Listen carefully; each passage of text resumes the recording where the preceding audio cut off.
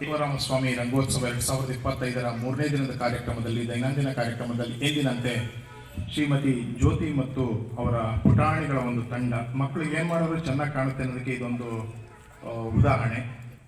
ತುಂಬ ಚೆನ್ನಾಗಿ ತರಬೇತನ್ನು ನೀಡಿ ಮಕ್ಕಳು ತಮ್ಮ ಸುಮಧುರ ಕಂಠದಿಂದ ಸುಶ್ರಾವ್ಯವಾಗಿ ವಚನ ಗಾಯನವನ್ನು ಮಾಡಿದ್ದಾರೆ. ಅವರಿಗೆ ಹೃತ್ಪೂರ್ವಕವಾದ ಧನ್ಯವಾದಗಳನ್ನು ಅರ್ಪಿಸ್ತಾ ಶ್ರೀಮತಿ ಜ್ಯೋತಿಯವರು ಅವರಿಗೆ ಮಕ್ಕಳಿಗೆ ಒಂದು ಗೌರವ ಸಮರ್ಪಣೆಯನ್ನು ನೀಡಬೇಕು ಅಂತ ಕೇಳ್ಕೊಳ್ತೀನಿ. ಅಷ್ಟೇ ಚೆನ್ನಾಗಿ ತಬಲಾ ಸಾಥನ್ನು ನೀಡಿರ್ತಕ್ಕಂಥ ಸತೀಶ್ ಅವರಿಗೂ ಕೂಡ ಹೃತ್ಪೂರ್ವಕವಾದ ಧನ್ಯವಾದಗಳನ್ನು ಅರ್ಪಿಸ್ತಾ ಇದಾದ ನಂತರ ಎಂದಿನಂತೆ ನಮ್ಮ ಕಾರ್ಯಕ್ರಮದಲ್ಲಿ ಒಂದು ಶಾಲಾ ವತಿಯಿಂದ ಒಂದು ನೃತ್ಯ ಪ್ರದರ್ಶನ ಏರ್ಪಾಡು ಮಾಡಿರ್ತೀವಿ.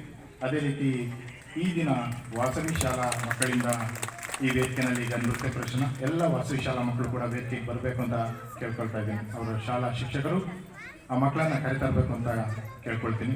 ತಾವೆಲ್ಲರೂ ಕೂಡ 3ನೇ ದಿನದ ಕಾರ್ಯಕ್ರಮಕ್ಕೆ ಆಗಮಿಸಿದ ತಮ್ಮೆಲ್ಲರಿಗೂ ಕೂಡ ಪೂರ್ವಕವಾದ ಸ್ವಾಗತವನ್ನು ಕೋರ್ತಾ ಈ ಕಾರ್ಯಕ್ರಮವನ್ನು ವೇದಿಕೆಯಲ್ಲಿ ಜರುಗಲಿ.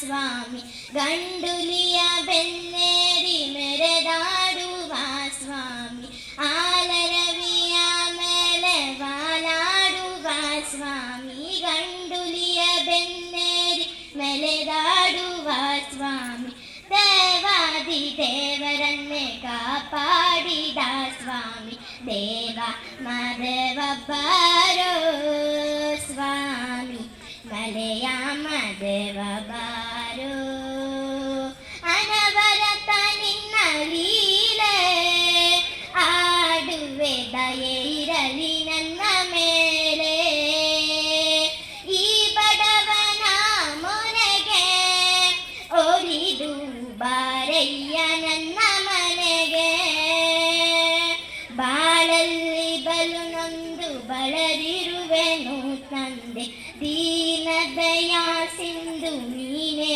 ಗತಿಯು ಮುಂದೆ, ನೀ ಬಂದು ನನ್ನೊಮ್ಮೆ ಅರಸೆಂದು ಬೇಡುವೆ, ದೇವ ಮಾದೇವ ಬಾರೋ ಸ್ವಾಮಿ, ಮಲೆಯ ಮಾದೇವ ಬಾರೋ. Thanks to all. ಧನ್ಯವಾದಗಳು ಪುಟ್ಟ, ಚೆನ್ನಾಗಿ ಹಾಡಿದ್ದಿ. ವಾಸವಿ ಶಾಲಾ ಮಕ್ಕಳು ವೇದಿಕೆ ಮೇಲೆ ಬರಬೇಕು ಅಂತ ಕೇಳ್ಕೊಳ್ತಾ ಇದ್ದೀನಿ.